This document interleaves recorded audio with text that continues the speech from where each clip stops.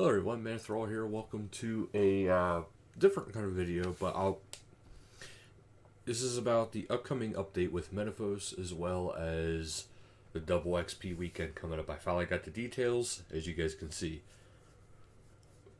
For whatever reason, I'm just going to bookmark this page, and then if there's ever any double XP events coming up again, I can just read it off here. And then this way also, if there's ever any changes to it, I'll be able to share with you guys too the changes. Because I don't think there's actually any changes to this one. There is a lot of restrictions, but we'll get to that in a sec here. But first off, I want to go over some stuff I looked and got on Metaphos, the city coming out. There's a lot to it. There's a lot of skilling, a lot of basic skilling. You need level 50 to do it, and it helps you build up your faction, which there is factions in it. They didn't really talk too much yet about how the factions work, what then the goal is, what you get from it, or anything like that. But here's what I did find out. Okay, so in their latest video about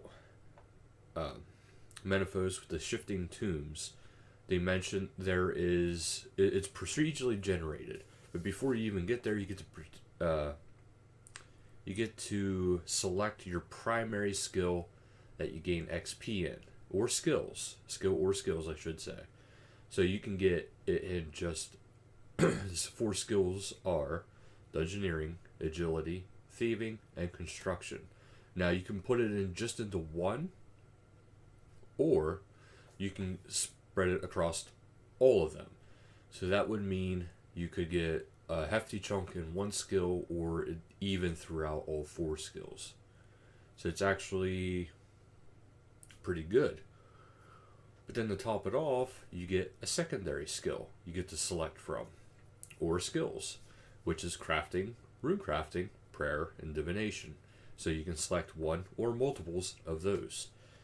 You only get 5 minutes for the shifting tombs before you get kicked out, or before you have to leave. I'm not sure which yet, but it says you only have 5 minutes in there. There is also 3 different tiers of this, which means to even do this, you have to have level 50 in all those skills mentioned before you can even participate in shifting tombs. So that is kind of something that's going to suck for some people, but it is what is in here. But to top it off, there is a 3 tiers. So there's tier 1, which is level 50 in all those stats, tier 2, which is level 70 in all those stats, and tier 3, which is level 90 in all those stats. So it is very, very good XP ratios. Now, the dangers that are within it, I have no idea. But as I find out, of course, I will notify you guys and let you guys know what's up. And also, within the city, you get 5% more XP than you would elsewhere.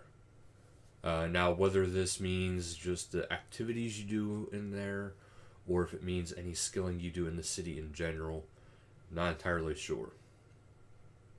But they said you get 5% more XP. Also, this means you get...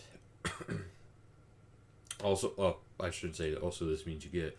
But also there will be a lodestone. There is going to be a grand exchange, bank, all that nice normal stuff you expect with cities nowadays. So yeah, that's actually pretty well it for Metaphos. There is more stuff coming later on talking about the Slayer aspect, this questing aspect and all that stuff, but that's for what we know so far. Now for the double XP weekend, it does start on May the 19th at 12 UTC game time. And you get double XP for 72 hours. So 72 hours from there, which is going to be, let me check here. It'll be the 22nd at probably 12 UTC, so 72 hours is when it'll end. But for RuneScape members, you get 100% more XP For free players, you get 20% more XP. This does not include Ironman accounts. They do not get XP boost during double XP. Okay. Now for the restrictions other than Ironman. Okay, you will not be double XP will not be applied through the following items or activities: the assist system, XP lamps, tomes of experience, ectofuntus, cremation, dragon rider amulet, auto sanctifiers, goldsmithing gloves, brawling gloves, player-owned house altars, wilderness chaos altar, dungeoneering wild cards, sacred clay, urns, ancient effigies. Okay, it also does not apply to XP given on hand-in for the following activities: quests, daily challenges, jade vine, strange and golden rocks, and other distractions and diversions. And it does not apply XP to awarded on hand-in of points or tokens. Example: Slayer point rewards, Brimhaven agility tickets, dungeoneering tokens. Invention skill benefits: item XP is gained at plus 50%. Making items on workbench, such as like your charge packs, your siphons, the different tools, gives a 50% improved XP. Disassembling random items, logs, potions, etc. will give 50% more XP. Disassembling and siphoning equipment. That equipment does not give improved XP. So if you leveled up something to level 10 and you disassemble it or siphon from it, you're not getting anything extra. So keep that in mind. It's only for making stuff, basically, and disassembling items that have not already been augmented. And it says, finally, while stored bonus XP itself is not boosted, it is still awarded alongside the boost from double XP.